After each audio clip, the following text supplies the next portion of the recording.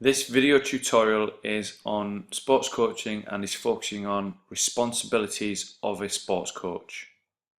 Throughout this video recording and the following lecture, it is anticipated that we will make progress on responsibilities of a sports coach through the following 3 points. Similar to the roles of a sports coach, you should be able to describe the responsibilities of sports coaches using your own words and references where appropriate. Further than this, it is important that you can explain the responsibilities of sports coaches that you have described through using examples of different coaches having those responsibilities.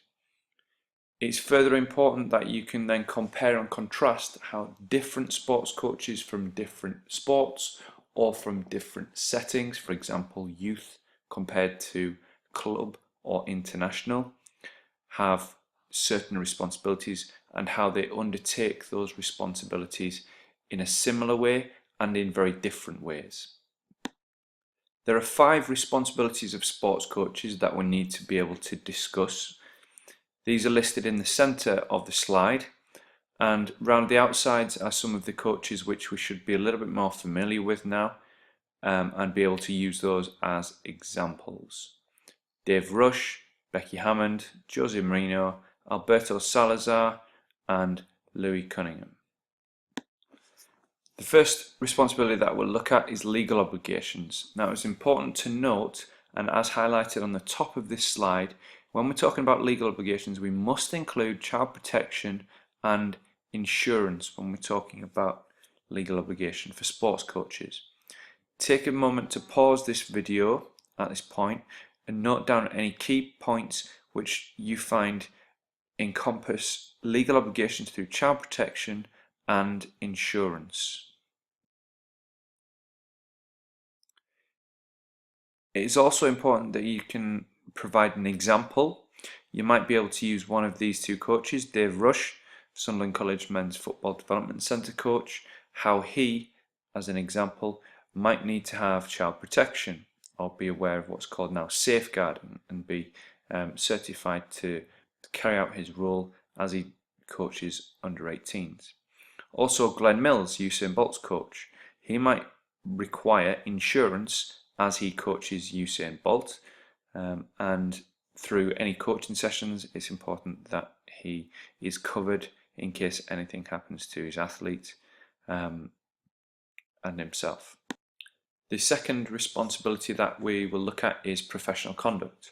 It's important that sports coaches have a responsibility to show and reinforce professional conduct, which is very similar to the role of role model.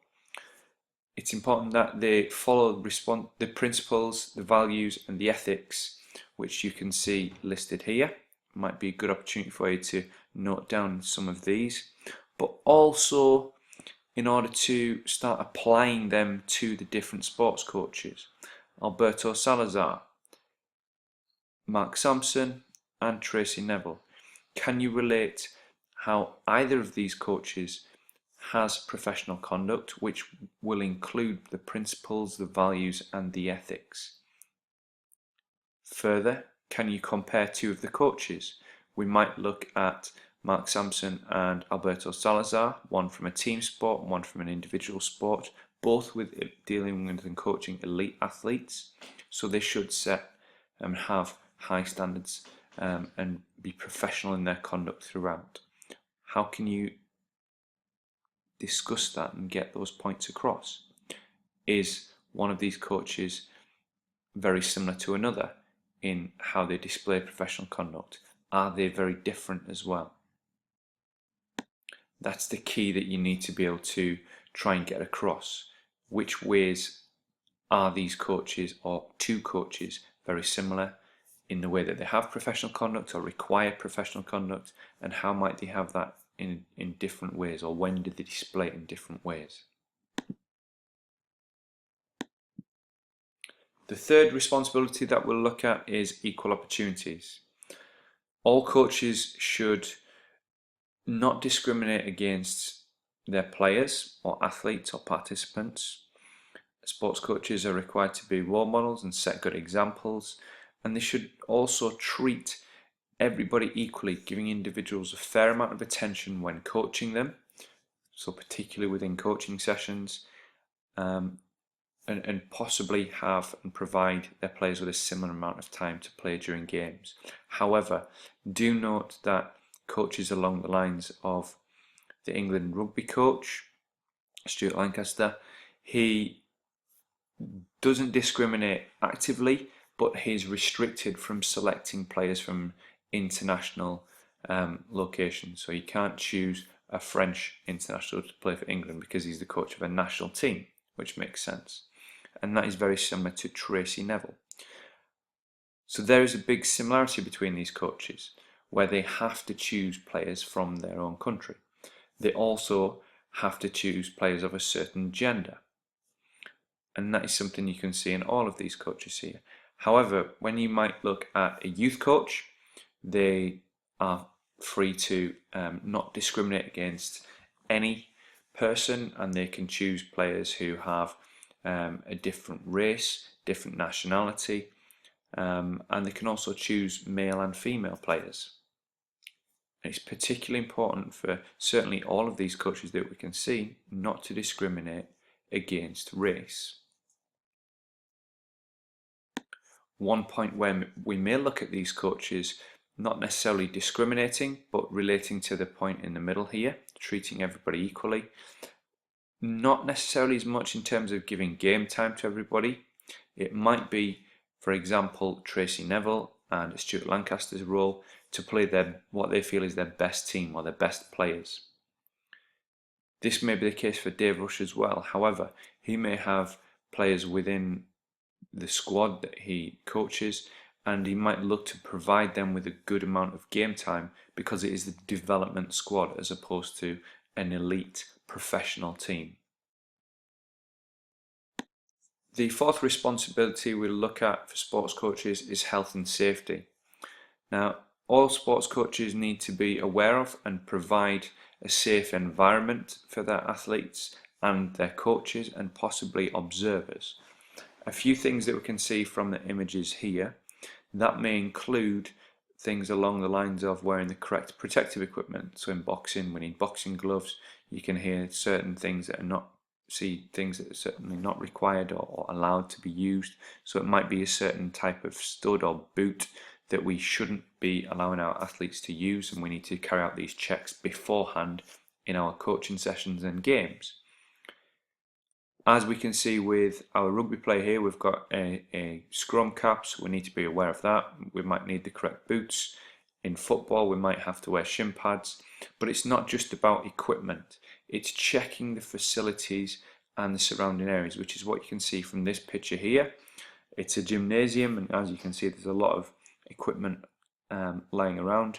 If we look at Louis Cunningham, who's a strength and conditioning coach, he needs to be aware of the environment that he's working in needs to be safe. So that means equipment put back where it's required. And certainly all sports coaches, if we look at this very deteriorated basketball hoop here, it's important that coaches are aware of the fixtures and fittings around their coaching area. And that might be something along the lines of ensuring the area that we set up is appropriate, we've checked it, and it's clear from any hazards, and we've not set any boundaries for our areas too close to walls or barriers of the actual facility. A fifth responsibility that we'll look at is knowledge of the coaching environment. Now, as you can see at the 3 points highlighted at the top, coaches need an understanding of their sport that they will coach in. They should have the relevant qualifications and competence to coach. And that is in order to certainly have that understanding of the sport, which relates to specific knowledge of certain skills, definitely the correct techniques if we are coaching people. We need to be aware that we're asking their body to be placed or positioned, or elements of the body to be positioned in the correct ways, certainly which are not going to injure them, but more importantly, those which are going to provide benefit and enhance performance. And that also is relevant to providing safe tactics and trying to coach and instill those safe tactics into our teams.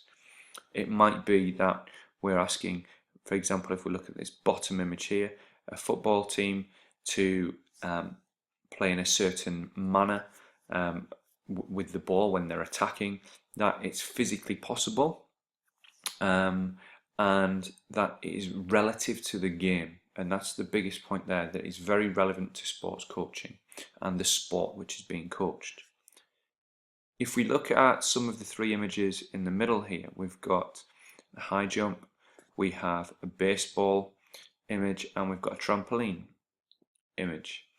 Now, if a coach was qualified to coach trampoline at level 1, it would certainly be evident that they are able to support athletes in that environment, but they wouldn't necessarily be able to coach international trampoline.